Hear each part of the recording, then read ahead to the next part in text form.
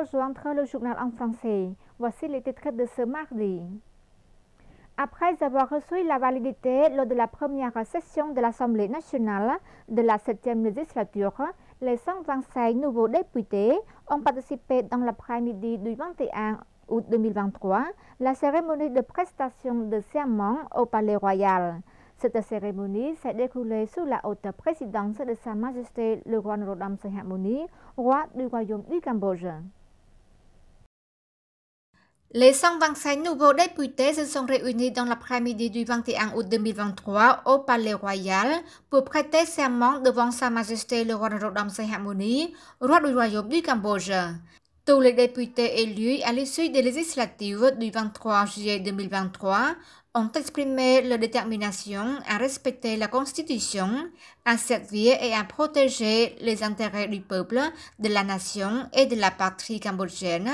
en tout remplissant la mission qui leur a été confiée par le peuple cambodgien. Nous jurons que nous n'exploiterons pas les intérêts nationaux pour nous-mêmes, ni pour notre famille, ni pour notre parti. Nous sommes déterminés à sacrifier nos vies pour défendre aujourd'hui et à l'avenir l'indépendance nationale, la souveraineté nationale, l'intégrité territoriale légitime à l'intérieur des frontières terrestres et maritimes que le Cambodge avait entre 1963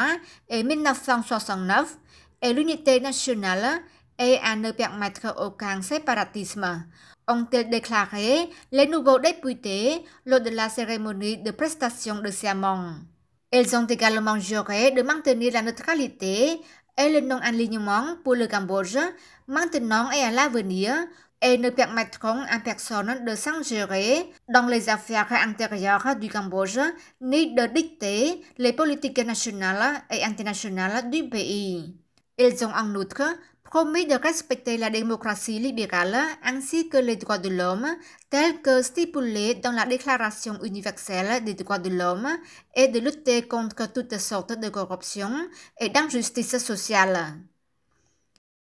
L'Assemblée nationale a approuvé ce matin sans structure et a donné un vote de confiance aux membres du gouvernement royal du Cambodge pour son 7e mandat. Au total, 123 des 125 députés ont accordé leur approbation et leur vote de confiance lors de la première session de la 7e législature de l'Assemblée nationale tenue ce matin au palais de l'Assemblée nationale sous la présidence de Samdech Akek Mohapunye Chakri Heng Samrin, le député le plus âgé.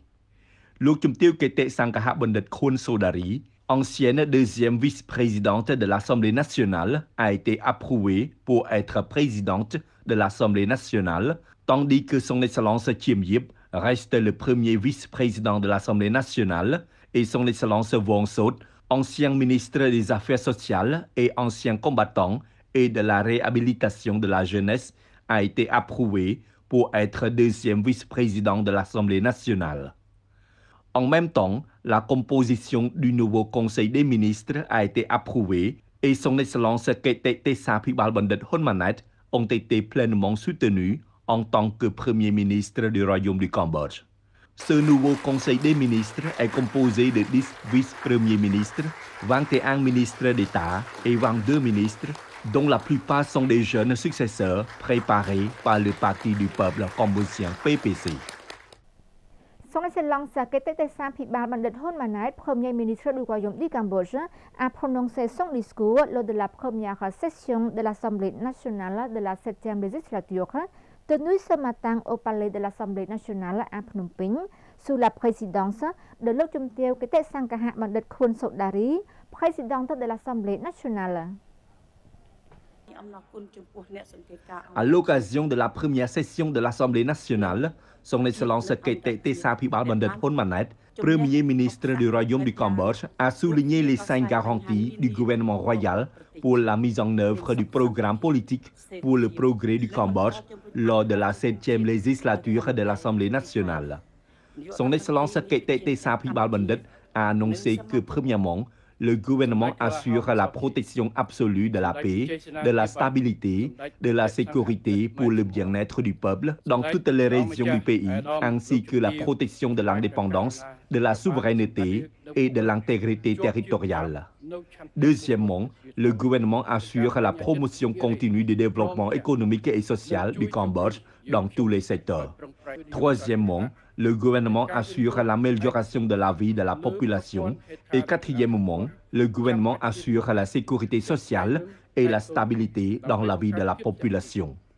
Son Excellence Kete Sapibal Bandit Hun Manet a promis solennellement qu'il assure le succès du programme politique du gouvernement royal, qui est la promesse du Parti du peuple cambodgien au peuple avant les élections, en mettant l'accent sur les 6 priorités du programme politique qui seront mises en œuvre immédiatement en 2023, y compris étendre les services de soins de santé vers une couverture sanitaire universelle, donner la formation professionnelle et technique aux jeunes issus de familles pauvres et vulnérables à travers le pays, mettre en place un programme national d'assistance sociale pour les familles pauvres, les groupes vulnérables et les familles vulnérables en période de crise économique et d'urgence, introduire et promouvoir la mise en œuvre de stratégies de développement de l'économie informelle pour pouvoir bénéficier du système formel de protection sociale, mettre en place des mécanismes de coordination et de programmes de financement visant à stimuler la production, trouver des marchés et maintenir les prix des produits agricoles à un niveau raisonnable, déployer les agents techniques agricoles dans toutes les communes ayant des activités agricoles à travers le pays et créer les associations d'agriculteurs dans les zones rurales. សម្ដេចអគ្គមហាសេនាបតីតេជោហ៊ុនសែន ancien premier ministre du Royaume du Cambodge et député de la circonscription provinciale de Kandal, a donné ce matin au palais de l'Assemblée nationale une conférence de presse à la suite de la première session de l'Assemblée nationale de la 7e législature. Pendant 3 heures de la conférence de presse, សម្ដេចអគ្គមហាសេនាបតីតេជោហ៊ុនសែន ancien premier ministre du Royaume du Cambodge et président du Parti du peuple cambodgien, a prononcé des messages importants suite aux questions des journalistes nationaux et internationaux. Samdech Techo Hun Sen a répondu aux questions d'un journaliste qu'il aimerait voir 2 points importants que son successeur doit réaliser. Premièrement, vouloir voir la prochaine génération continuer à maintenir la paix et la stabilité politique, ce qui est le premier point fondamental. Le deuxième point que Samdech Techo veut voir est de réaliser le départ d'un pays moins avancé pour devenir un pays à revenu intermédiaire élevé, comme prévu, et atteindra le pays à revenu élevé. Samdech Techo a déclaré que le taux de pauvreté, s'il n'atteint pas 0, doit être maintenu au minimum. Nous leur laissons un héritage de paix, de stabilité politique, et nous voulons qu'ils continuent à maintenir la paix et la stabilité politique, a déclaré l'ancien Premier ministre cambodgien. L'autre est de vouloir qu'ils parviennent à quitter le pays le moins développé et à devenir un pays développé. C'est l'héritage que nous voulons. De plus, nous aimerions voir plus de développement sur les anciennes réalisations que nous avons faites, y compris des changements liés à notre environnement social, comme le niveau d'éducation de la population, la corruption et l'inactivité dans la société doivent être éradiqués, a dit Samdech Techo, ajoutant que le fardeau que les successeurs doivent porter est très lourd. Il y a certaines tâches qu'ils doivent réformer liées aux questions de gouvernance et d'autres tâches qu'ils sont à leur ordre du jour. Sa Majesté le Roi Père a proclamé l'indépendance de la France. Quant à nous, nous avons laissé à la prochaine génération la paix et la stabilité politique. Mais nous voulons aussi que la prochaine génération les maintienne. Samdech Techo Hun Sen a également appelé le peuple, les fonctionnaires, les forces armées à continuer à soutenir le nouveau gouvernement, ainsi que tous les secteurs à tous les niveaux pour contribuer à l'avancement des travaux. Et c'est la fin de notre journal. Merci pour votre fidélité. À demain.